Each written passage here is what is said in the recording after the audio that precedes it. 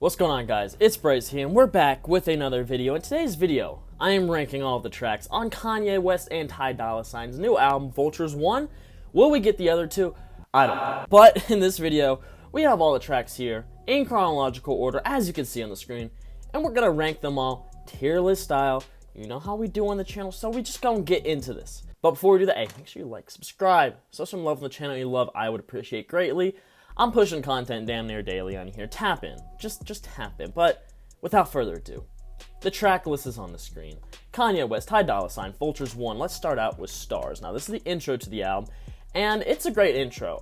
As far as intros go, I think this fits, the mold of an intro, but it's kind of hard to put some of these songs, you know how Kanye is, against each other when they do play into, the chronological and the order of the album itself. It's hard to listen to some of these, not hard to listen to, but it doesn't make as much sense to listen to some of these alone. But Stars, I do think is a great song. I do think it's a great intro, but it's not quite piquing my interest crazy. I'm not really replaying it that much unless I'm listening to the album in full. I'm gonna put this in B, I feel that's cool for that. Next we have Keys to My Life featuring India Love. Now, similar to Stars, this is not a track I'm really going back to that much now. I think the back half of the album is strong in the first, and I'll say that now before y'all start to get mad, before you get to the end of the video, but that's how I feel, and I do think this song is good. I think it's better than Stars, it's more of a structured song. I really like India Love's little outro on there, so I'm putting that up in A. Next, we got Paid. This song, it's a little generic to me. It's a little generic. I'm not feeling crazy on it. I'm gonna be honest, I'm not feeling crazy on it. It's just, whatever. I like Ye's verse on this a lot. I like the little noises he was making and shit. I think that was fire, but I'm gonna put this one in B too, I feel like. Now, Talking, featuring Northwest, not gonna lie, fucking love this track.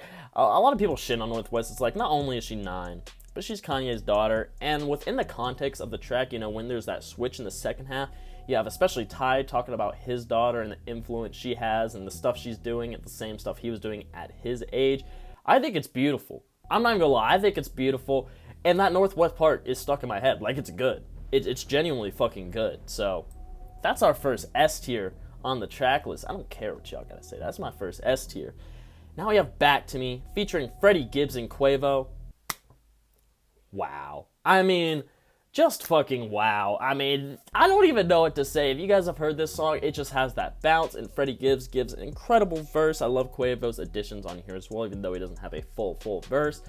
I think it's great. It's an iconic song. It is, in my opinion, the most iconic song on this album. When I think of this album, that's one of the first songs I think of. Maybe that's because I was so hyped for it, seeing it at the listening parties and such.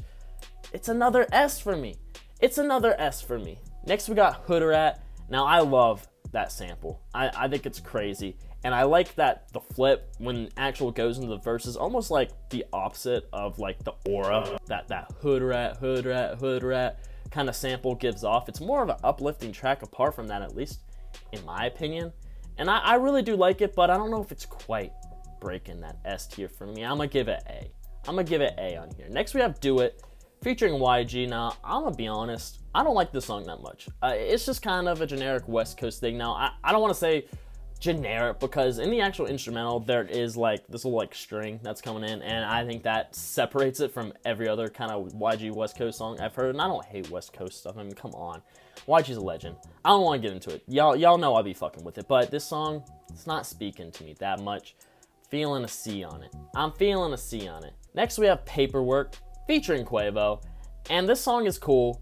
It's just cool. I know it kind of sounds like I'm not shitting on this album, but not feeling it too hard, but just get to the back half. Trust me, just get to the back half, but it's just not anything that's really wowing me. Alright, it's really just not. I don't know what else to say about this. I'll put it up in B, though. I like it better than Do It for sure.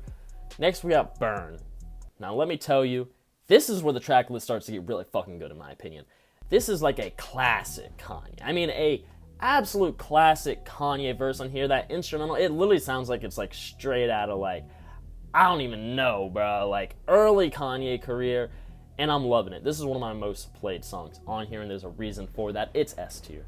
It's S tier. Now we have Fuck Some, featuring Playboi, Carti, and Travis Scott. Oh my god. I'm sorry, Quavo, you got taken off this. You're on 2 other songs of the album, so whatever, but they added Travis Scott on it instead. Wow.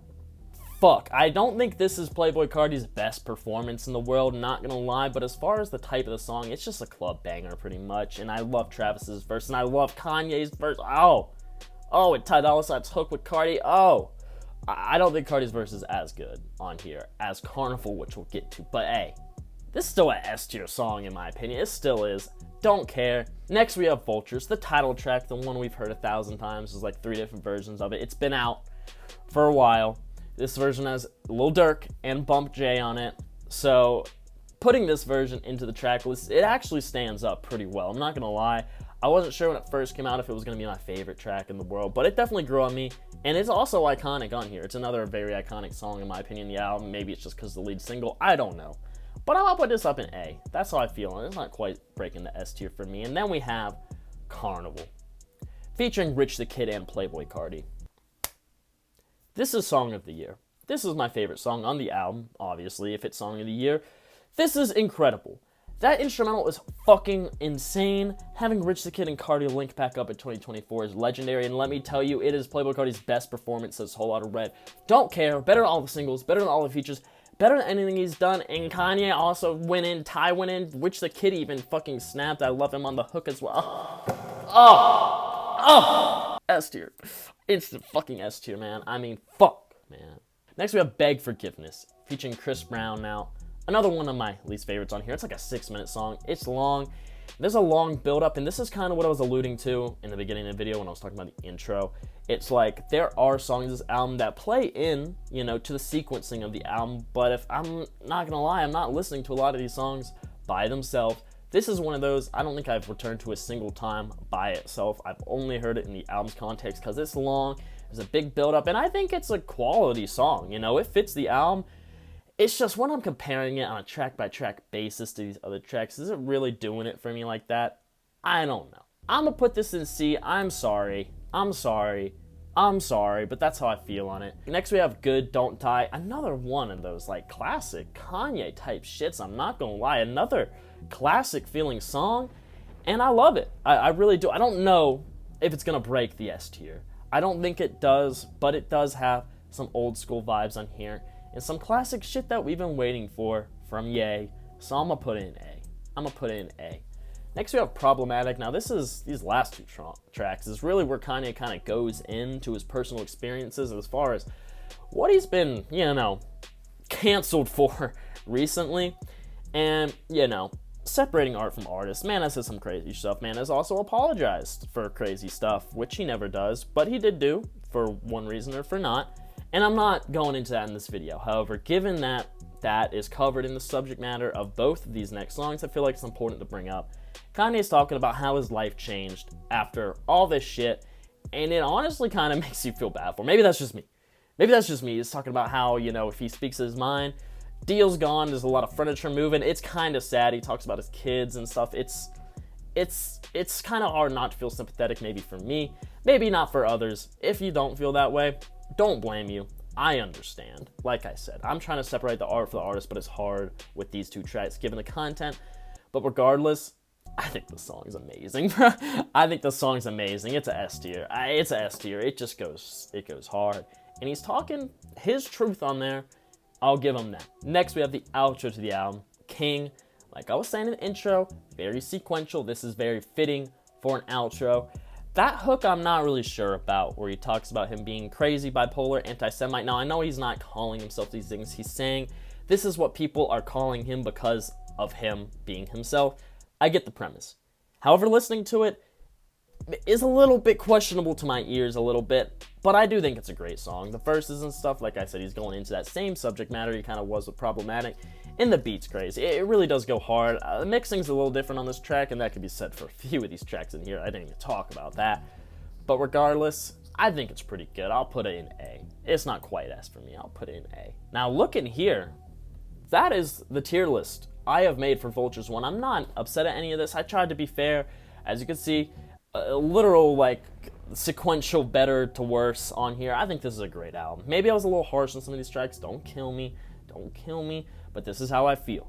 And if you guys want to make your own tier list, it's linked in the description below. Tap into that, tweet it at me, you know what I'm saying? So if you guys enjoyed watching, make sure you like, subscribe, hit the bell so you don't miss out on videos, updates, anything like that. Like, go in the description, Follow my TikTok, my Spotify, my Twitter, my Instagram. Get that weekly updated new music for our place. Enjoy my Discord down there too. And yeah, it's been Bryce. Peace.